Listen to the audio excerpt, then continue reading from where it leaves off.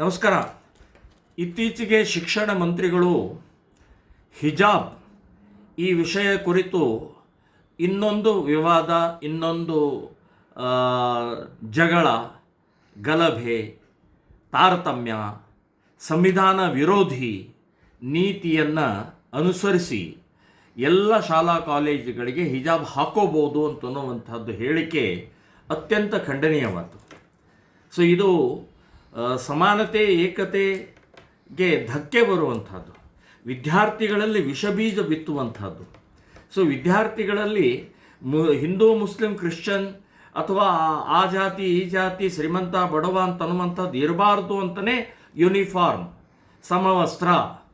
So ಇದು ಅರ್ಥನೂ ಗೊತ್ತಾಗಲಾರದಂಥ ಶಿಕ್ಷಣ ಮಂತ್ರಿ ಮತ್ತು ಕಾಂಗ್ರೆಸ್ನವರು ಮುಸ್ಲಿಂ ತುಷ್ಟೀಕರಣದ ಹಿನ್ನೆಲೆಯಲ್ಲೇ ಮಾಡಿದಂಥ ಈ ಕಾರ್ಯ ಅತ್ಯಂತ ಅಕ್ಷಮ್ಯ ಅಪರಾಧವನ್ನು ಮಾಡಿದ್ದಾರೆ.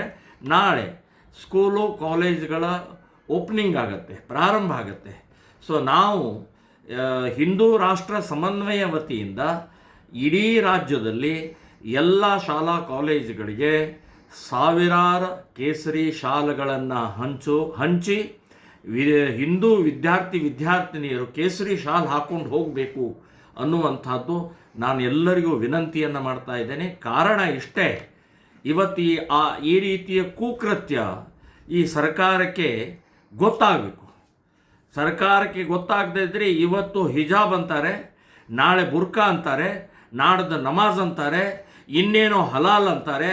ಹೀಗೆ ಅನೇಕ ಬೇಡಿಕೆಗಳನ್ನು ಈ ಸರ್ಕಾರ ತಮ್ಮ ಓಟಿಗೋಸ್ಕರ, ತಮ್ಮ ಅಧಿಕಾರದ ದಾಹಕ್ಕೋಸ್ಕರ ಇದನ್ನು ಮುಂದುವರಿಸ್ತಾ ಹೋಗ್ತಾ ಇರುವಂಥ ಈ ಕುಕೃತ್ಯಕ್ಕೆ ತಡೆ ಒಡ್ಡಲೇಬೇಕಾಗಿದೆ.